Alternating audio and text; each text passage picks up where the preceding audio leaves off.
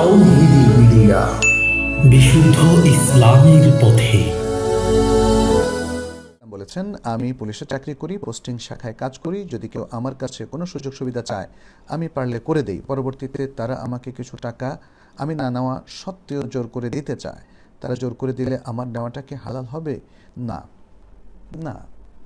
এর কারণটা হচ্ছে, প্রশাসনিক কাজে কোনো গিফট নেওয়া যাবে না। প্রশাসনের দায়িত্বে যারা আছেন তাদের কাজই হচ্ছে আসলে হেল্প করা। আর আপনি এমনই একটা চাকরি করেন যেটা পৃথিবীতে সবচেয়ে সেবাদানকারী সংস্থা, পুলিশ। বিশ্বের বিভিন্ন দেশে আলহামদুলিল্লাহ আমি যখন গিয়েছি দেখেছি তারা কিভাবে মানুষের সহায়তায় এগিয়ে আসেন।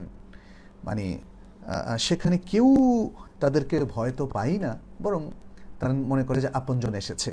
আমি আশা করছি আপনারাও যদি আজকে বাংলাদেশে এভাবে মানুষকে সহায়তা দেন এবং বিনিময়ে কিছুই না নেন, বরং খুব বিনয়ের সাথে প্রত্যাখ্যান করেন, কারণ এই ইনকামটা শুদ্ধ ইনকাম নয়, সুন্দর ইনকাম নয়। হ্যাঁ, এই ইনকামটাকে আসলে আপনার ফেরতি দেওয়া উচিত। ফেরতি এটা গ্রহণ করাই যাবে না। তাহলে কিন্তু এই বিভাগের ভাবমূর্তি এত উঠবে, এত সুন্দর হবে ইনশাআল্লাহ। আমি দোয়া করছি আপনাদের সবার জন্য, আল্লাহ যেন এই বিভাগে যারা চাকুরিরত প্রত্যেককেই সুন্দরভাবে আমল করার তৌফিক দান করেন।